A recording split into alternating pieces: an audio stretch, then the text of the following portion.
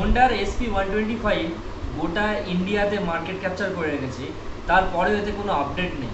কিন্তু এই 2026-এর প্রায় অর্ধেক শেষ হতে চললো, এখনও তোমরা SP125কে কেন চুজ করবে, কেন বাই করবে, নতুন বলো বা প্রিওন বলো। তো এর মোটামুটি 10টা কারণ আমি তোমাদের কাছে আজ নিয়ে এসেছি।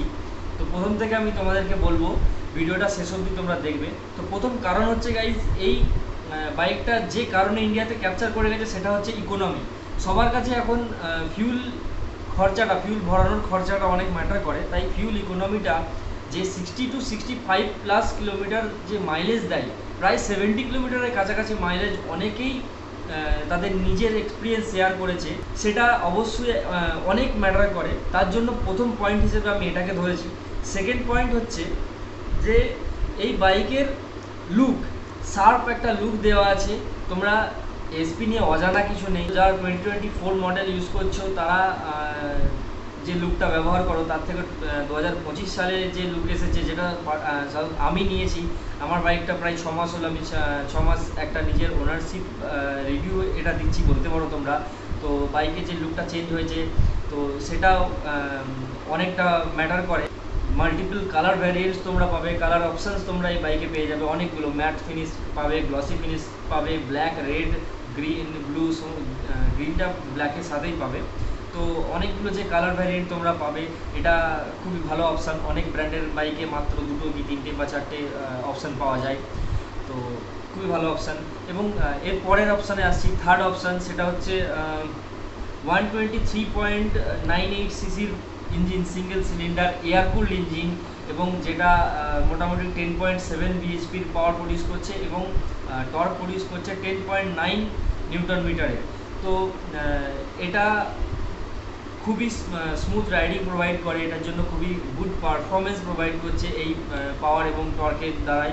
তো এটা একটা খুবই ভালো, যারা তোমরা SP125 রাইড করেছো এবং যারা নতুন ভ্যারিয়েন্টগুলো রাইড করেছো, আশা করছি কারণ নেগেটিভ রিভিউ থাকবে না। এবং এরপরে ফোর্থ পয়েন্ট যদি বলি, তো ডিজিটাল মিটার কনসোল, যেটা হচ্ছে 4.2 ইঞ্চির TFT কালার ডিসপ্লে দিয়েছে, এবং যেখানে আমরা Bluetooth, turn by turn navigation সমস্ত ইনফরমেশান আমরা পেয়ে যাই। গিয়ার পজিশন ইন্ডিকেটার এবং ফিউল ইন্ডিকেটার এগুলো তো সব কিছুই পাই।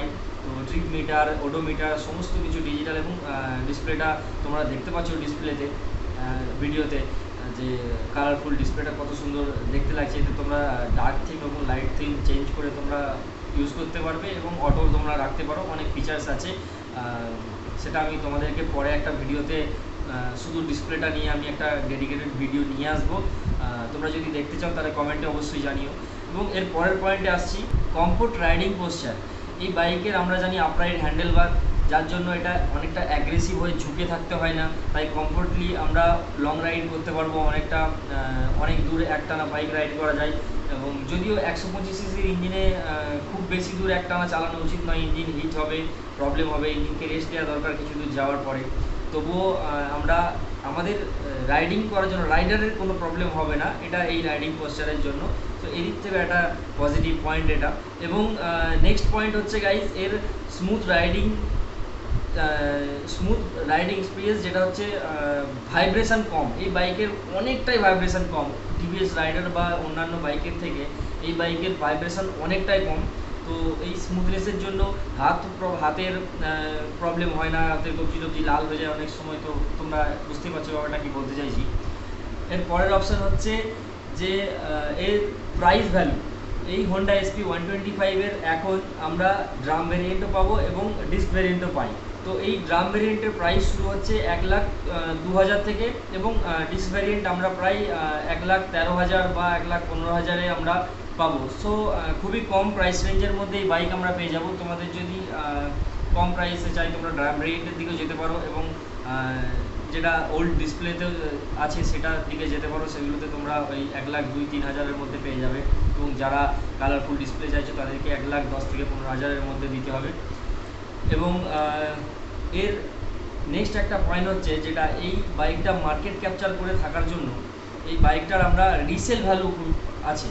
তো এই মার্কেটে এই বাইকটার একটা ভ্যালু আছে, সেজন্য সেজন্য এই বাইকটা যখন তোমরা পরে রিসেল করতে যাবে, তোমরা সেকেন্ড হ্যান্ড কেনো বা নতুন কেনো, তোমরা 1 বছর 2 বছর 3 বছর 4 বছর চালানোর পরে যখন রিসেল করতে যাবে বাইকটাকে, তখন তোমাদের এটাকে সেল করার জন্য কোনো প্রবলেম হবে না। এবং নেক্সট পয়েন্ট হচ্ছে এই বাইকের পার্টস খুব সহজলভ্যভাবে পাওয়া যায়। পাওয়ার জন্য পার্টস খুব অ্যাভেলেবেল আছে মার্কেটে। তো এই বাইকের পার্টস আমরা খুব সহজেই মার্কেটে পেয়ে যাব। জেনুইন পার্টস বলো বা আফটার মার্কেট যে কোনো কিছু তোমরা সহজেই পেয়ে যাবে। সো এটাও একটা পজিটিভ, হোন্ডার পার্টস অ্যাভেলেবিলিটি খুব ভালো, তাই পেয়ে যায়। এরপর নেক্সট পয়েন্ট হচ্ছে গাইজ, এই বাইকের মেনটেনেন্স কস্ট।